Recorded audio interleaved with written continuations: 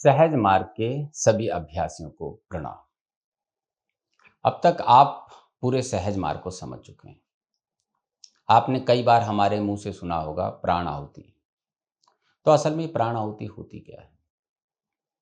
प्राण आहुति ईश्वरीय शक्ति है जो बाबूजी की इच्छा शक्ति के घेरे में होती है, और यह केवल आपको सहज मार्ग में ही मिलेगी, क्योंकि बाबूजी का जो अवतरण हुआ है वह हुआ है समस्त मानव जाति को ईश्वर साक्षात्कार कराने का। और ईश्वर साक्षात्कार तभी संभव है जब प्राण आहुति की शक्ति आपकी मदद करे। तो सहज मार्ग में प्राण आहुति अभ्यासियों को प्रभावित होती है। जब बाबूजी महाराज भौतिक शरीर में थे तब वह कुछ प्रिसेप्टर बनाया करते थे। उन प्रिसेप्टर को वो प्राण आहुति की शक्ति प्रयोग करने के लिए कुछ बिंदुओं से जोड़ा जाता था, और वह अभ्यासियों पर उस प्राण आहुति को अपनी इच्छा के अनुसार प्रभावित कर पाते थे। लेकिन बाबूजी की महासमाधि के बाद बाबूजी महाराज ने स्वयं ही ये पूरा चार्ज ले लिया है। आज कोई भी अभ्यासी कहीं भी किसी भी स्थान पर जब बताई हुई सहज मार्ग पद्धति का पालन करता है तो उसको नियमित रूप से प्राण आहुति मिलना शुरू हो जाती है। तो प्राण आहुति असल में है क्या? बाबूजी की पुस्तक सत्य का उदय में बाबूजी ने प्राण आहुति के बारे में बताया है। तो आज हम वही लेख आपके सामने लेकर आए हैं। तो बाबूजी महाराज ने कहा है, प्राण आहुति की शक्ति एक अत्यंत उच्च कोटि की योगिक उपलब्धि है। अब यहाँ पे उपलब्धि लिखा है, इसका मतलब बाबूजी की सहज मार्ग पद्धति का पालन करते करते हमें ये उपलब्धि प्राप्त होती है। और उपलब्धि भी तब प्राप्त होती है जब बाबूजी महाराज की कृपा हो और बाबूजी महाराज हमसे कोई कार्य लेना चाहते हैं। ये किसी को दी नहीं जा सकती, यह कमाई जाती है। तो क्या लिखा है? प्राण आहुति की शक्ति एक अत्यंत उच्च कोटि की योगिक उपलब्धि है। इसके द्वारा योगी अपनी इच्छा शक्ति से किसी के अंदर योगिक शक्ति अथवा ईश्वरीय तेज भर सकता है। योगी अपनी इच्छा शक्ति, आप सब जानते हैं कि हम ये विचार करते हैं कि जो भी अभ्यासी मेरे समक्ष बैठा है बाबूजी महाराज इसको स्वीकार करें और इसको अपनी प्राण आहुति दे, जिससे कि उसकी आध्यात्मिक प्रगति हो सके। और जो बाबूजी का संकल्प है कि समस्त मानव जाति को ईश्वर साक्षात्कार कराना, तो उस लक्ष्य तक पहुंचाने के लिए उसको प्राण आहुति मिल जाए। तो हम केवल एक विचार रखते हैं, क्योंकि हमारे पास प्राण आहुति की शक्ति नहीं है, क्योंकि वह एक उपलब्धि है।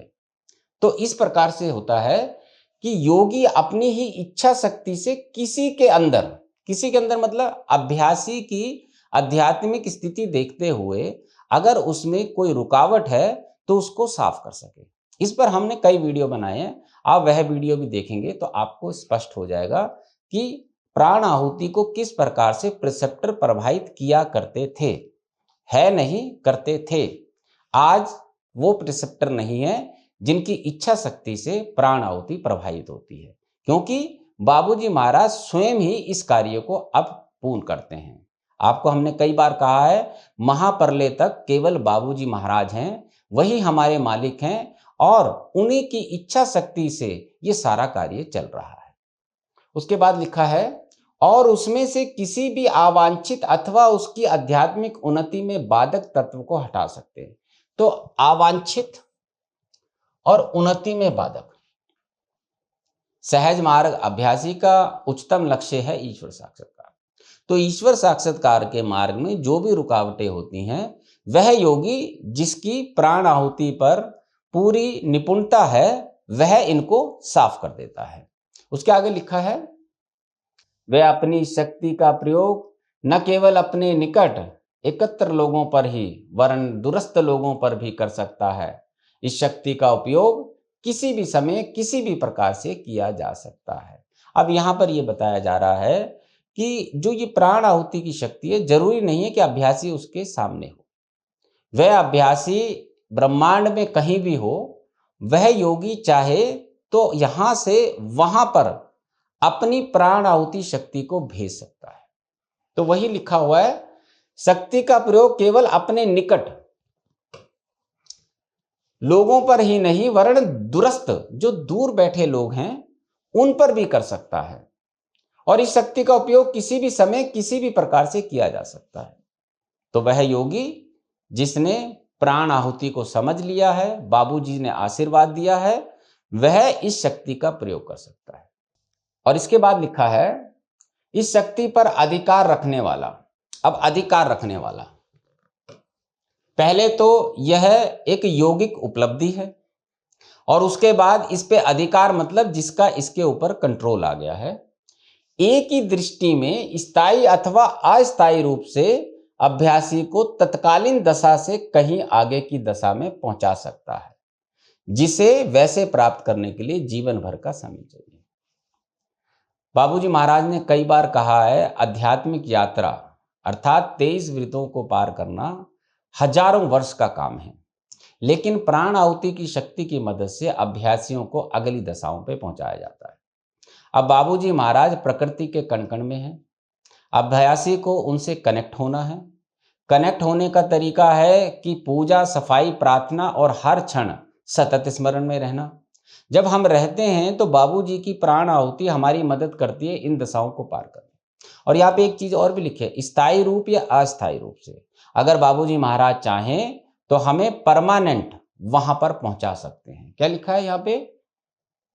स्थायी अथवा अस्थायी रूप से अभ्यासी को तत्कालीन दशा से, मान लीजिए कि आध्यात्मिक यात्रा में हमें एक दशा से दूसरी दशा पर पहुंचाना है, तो बाबूजी के लिए एक क्षण का काम है, लेकिन बाबूजी ऐसा करते नहीं है। बाबूजी अभ्यासी को तैयार करते हैं और अभ्यासी एक एक करके अगले बिंदु पर जाता है। आपको पता है आध्यात्मिकता में 64 बिंदु हैं। जब हम ए बिंदु में लय अवस्था को प्राप्त करते हैं तो बाबूजी महाराज हमें बी बिंदु पर लाते हैं, और जब बी में हमें लय अवस्था प्राप्त होती है तो सी पर लाते हैं। इस प्रकार से सारे बिंदुओं की लय अवस्था देते हुए बाबूजी महाराज हमें अगली दशा पर ले जाते हैं। तो ये जो बिंदु हैं यही वृत्त हैं, और वृत्त जो हैं वही रीजन हैं। तो अगर एक एक करके हम बिंदु पार करते हैं तो हमारे वृत्त और हमारे जो रीजन हैं वह पार होने लगते हैं। तो यहाँ पर बाबूजी महाराज ने प्राण आहुति की विशेषता बताई है। अभ्यासी प्राण आहुति को केवल एक शब्द मानकर चल रहे हैं। वह नहीं जानते कि बाबूजी महाराज की जो प्राण आहुति है यह वह शक्ति है जिससे सृष्टि का निर्माण हुआ था, और बाबूजी ने उस शक्ति को अपने इच्छा के घेरे में डाल रखा है। जब आप नियमित रूप से अभ्यास करते हैं तो बाबूजी की प्राण आहुति आपकी मदद करती है आपकी आध्यात्मिक यात्रा में आगे बढ़ने में। इसलिए आप सबसे निवेदन है कि केवल बाबूजी को मालिक समझें और बाबूजी की याद में डूबे रहें। आप स्वयं देखेंगे कि आपकी आध्यात्मिक प्रगति होना आरंभ हो जाएगी, क्योंकि बाबूजी की जगह कोई नहीं ले सकता। बाबूजी का जो अवतरण हुआ है वह एक संकल्प के साथ हुआ है, समस्त मानव जाति को ईश्वर साक्षात्कार कराना। और लॉर्ड कृष्णा ने भी कहा है कि जब तक महाप्रलय नहीं हो जाएगी केवल बाबूजी की शक्ति ही विद्यमान होगी। इसलिए आप इधर उधर ध्यान न देकर केवल बाबूजी की याद में डूबे रहें। आपको नियमित रूप से बाबूजी की प्राण आहुति मिलती रहेगी।